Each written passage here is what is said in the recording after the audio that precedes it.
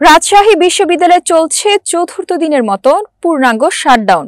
প্রতিবাদে ছাত্র শিবিরের মানববন্ধন। রাজশাহী বিশ্ববিদ্যালয়ের শিক্ষক কর্মকর্তা কর্মচারীদের টানা শাটডাউন কর্মসূচির প্রতিবাদে মানববন্ধন করেছে ইসলামী ছাত্র শিবির।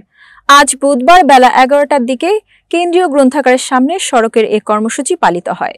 মানববন্ধনে রাজশাহী বিশ্ববিদ্যালয়ের শাখা ইসলামী ছাত্র শিবিরের সেক্রেটারি মুজাহিদ ফয়সাল বলেন, টানা তৃতীয়বারের মতো পেছানো হয়েছে রাকসু নির্বাচন। সিন্ডিকেট মিটিংয়ে পোষ্যকোঠা আপাতত স্থগিত করার সিদ্ধান্ত রয়েছে। এর মানে আগামী 16 অক্টোবরের আগে পোষ্যকোঠার মতো একটি মীমাংসিত ইস্যুকে সামনে এনে রাকসু নির্বাচন বানচালের ষড়যন্ত্র হতে পারে।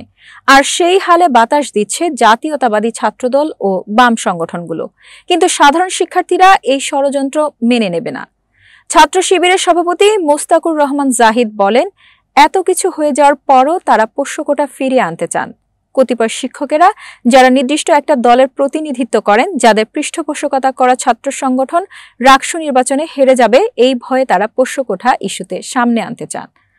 তারা মূলত শিক্ষার্থীদের সার্বিক অধিকার, একাডেমিক কার্যক্রম, পড়াশোনার পরিবেশকে বাধাগ্রস্ত করে বিশ্ববিদ্যালয়ের সুষ্ঠু পরিবেশকে বিনষ্ট করতে চান। তাদের আরেকটা এজেন্ডা হলো রাকসু নির্বাচন পেছানোর অপরাজনীতি করে রাকসুকে বানচাল করা। এই ষড়যন্ত্র 35 বছর ধরেই হয়ে আসছে। এই ষড়যন্ত্রকারীদের আমরা বলে দিতে চাই, সবকিছু মনে রাখা হবে। এতক্ষণ বার্তা বৈঠকের সাথে থাকার জন্য ধন্যবাদ। নতুন নতুন তথ্য ও সংবাদ পেতে বার্তা বৈঠকের ফেসবুক পেজ ও ইউটিউব চ্যানেলের সাথেই থাকুন।